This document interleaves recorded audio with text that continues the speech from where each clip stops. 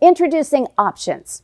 More likely than not, you came to our site to better understand options. Now we will embark on that process. Like any well-constructed building, the process begins with a solid foundation. We have laid some of that groundwork with the previous lessons in this course. Now we will begin constructing your knowledge of options and the related terminology.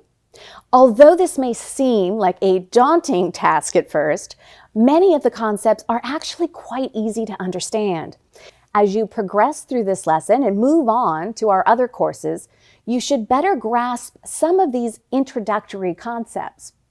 Options have many uses, but one of the most important ones is to manage risks. We addressed some of the risks of investing in previous lessons.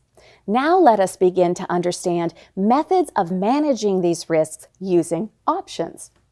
After completing this course, you should understand the following: what options are and why they exist, that there are only two types of options, calls and puts, options and their relationship to an underlying security, the difference between opening and closing option trades, what terms of an option are standardized.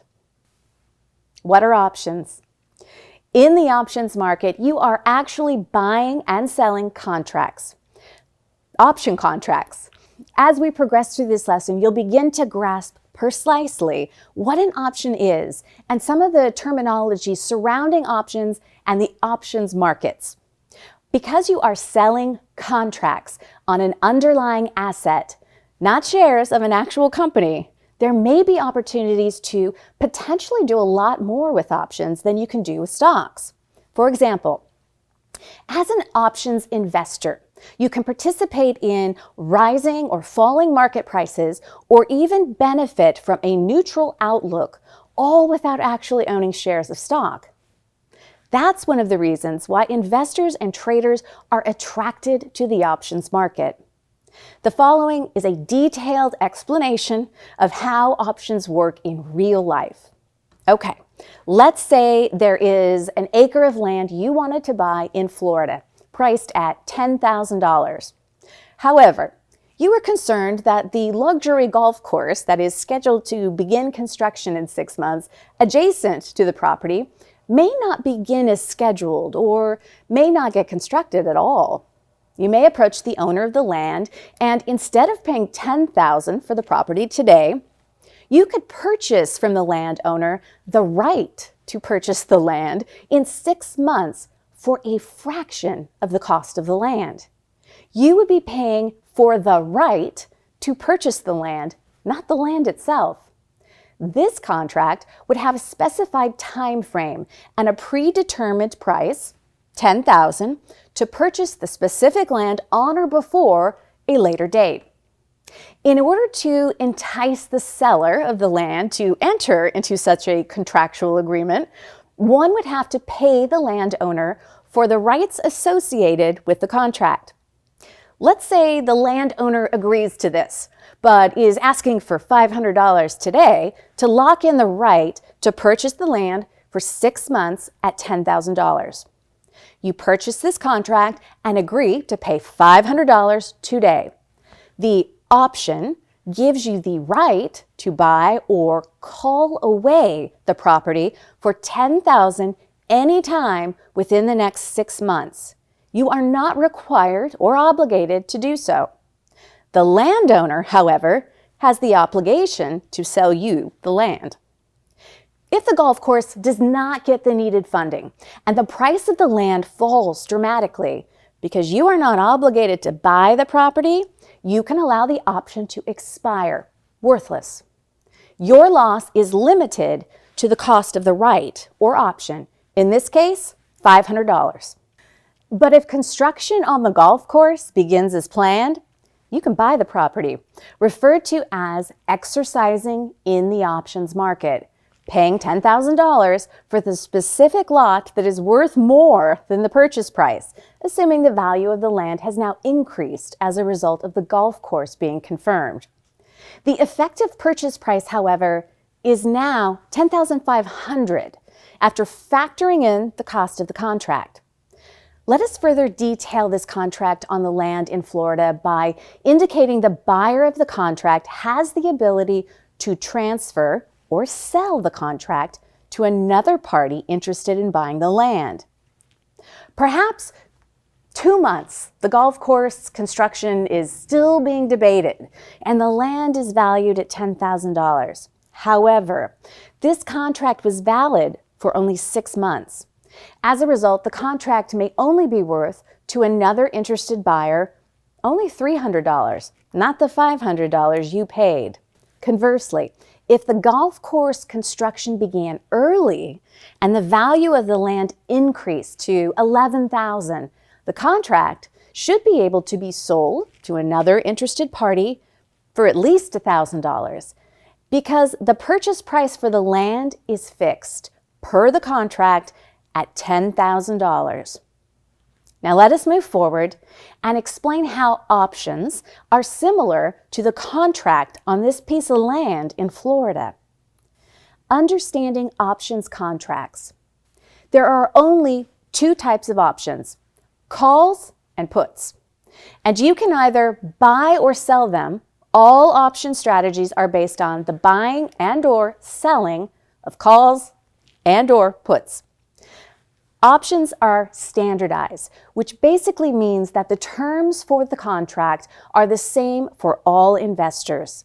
Referring to our land example, the land is precisely identified by the contract and the purchase price for the land is fixed at $10,000 and would not change. An exchange-traded option in the United States is a valid, legally binding contract whose terms are guaranteed by the OCC. Think of an insurance company with whom you have a policy on your house or car. An insurance company's coverage and promise to cover you in the event of a loss is only valid if they continue to exist during the length of the contract. One role of OCC is to guarantee that the terms of an option contract are upheld. Our contract to purchase the land, if not backed by any other entity or guarantor, would carry the risk of the other party. The landowner in this case would not follow through on their obligation to sell the land in the event one decided to exercise their right to buy the land. When buying exchange-traded options with the OCC as the guarantor, there is little risk that the terms of the option are not fulfilled. One can buy an option to open on one of the exchanges and reduce the position by selling to close, the exact same option on another exchange. The underlying security. The options market is a reflection of the stock market, hence the use of the term derivatives when talking about options. Options derive their value from anticipated future price movements in the underlying. Every option is linked to something. And in the case of equity or stock, options, they are linked to specific stocks. Options can also be linked to exchange-traded funds, EFTs, currency exchange rates, interest rates, indices, as well as other securities. We refer to the specific stock that is linked to the option as the underlying stock. For learning purposes, remember that in most cases, an options price or premium will usually be related to movements in the value of the underlying stock. When the underlying stock moves up or down, the call or put option prices may follow. Although the option premium does not have to follow the price movements in the underlying, a phenomenon we will discuss more fully in later courses. Advance note. It might not follow if the option is far out of the money and closer to expiration. What are calls? This would be like the contract in our land example, where the one who paid for the option to buy the land hoped the golf course would be approved and subsequently increase the value of the land. The buyer of the contract has the right to buy the land. This is similar to a call option on a stock, where one who buys to open an equity call option has the right to buy the underlying stock within the specified time frame at a specific price. When purchasing call options to open or establish a position, it is another way of saying you're positive about the future prospects for the stock. If you purchase a call to open, you are considered to be long the option and have the rights associated with it. An example of a standardized call contract is an ABC November 70 call. The underlying stock, ABC, the strike price, 70, and the expiration date, November, are specified. This means that the buyer has the right to buy 100 shares of the underlying stock, ABC, at $70 per share at any time before the option expires in November.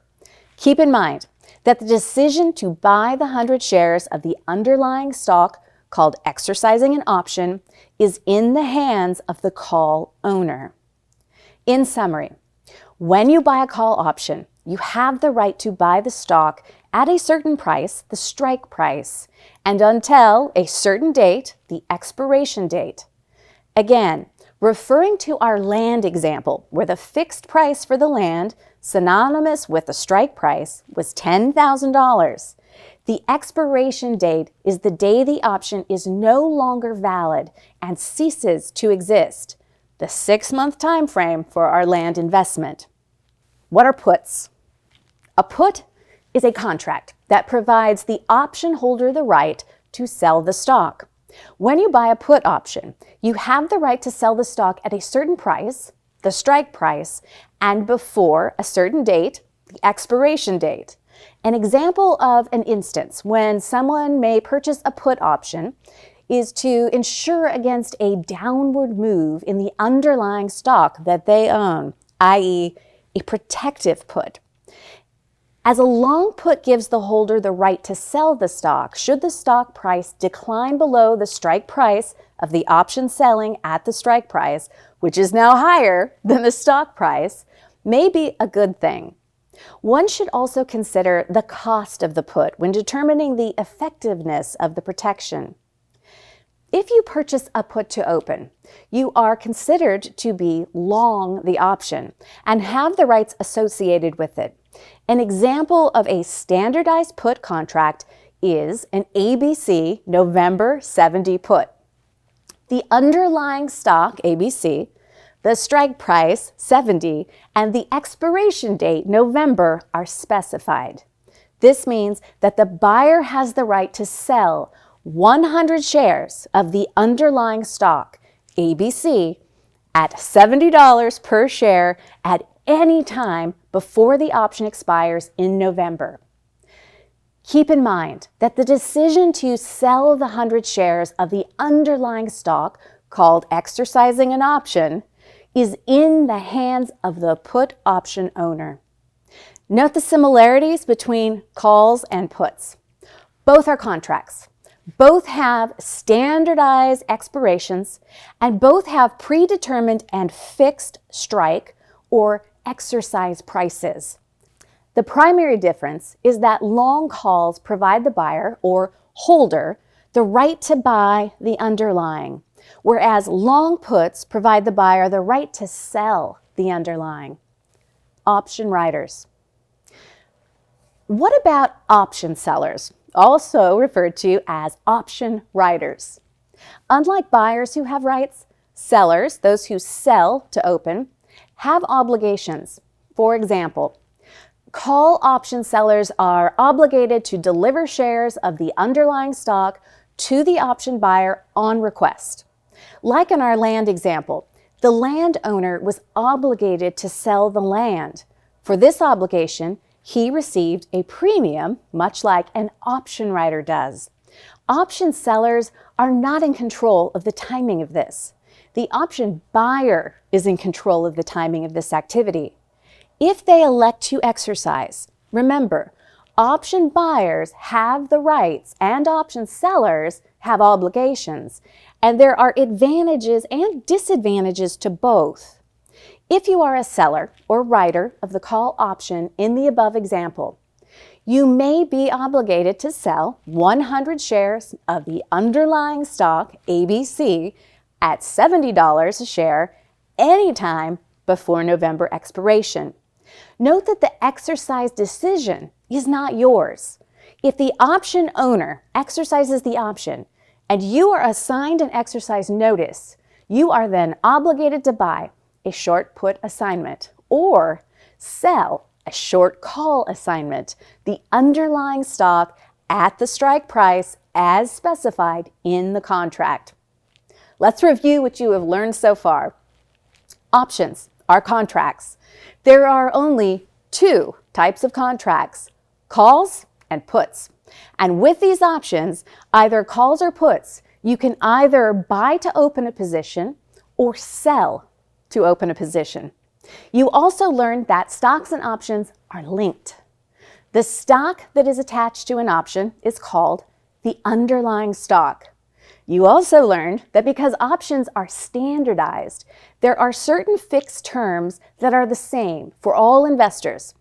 Some of these standardized terms are the expiration date, the strike price, the number of shares per contract, and the rights of an option owner and the obligations of option writers.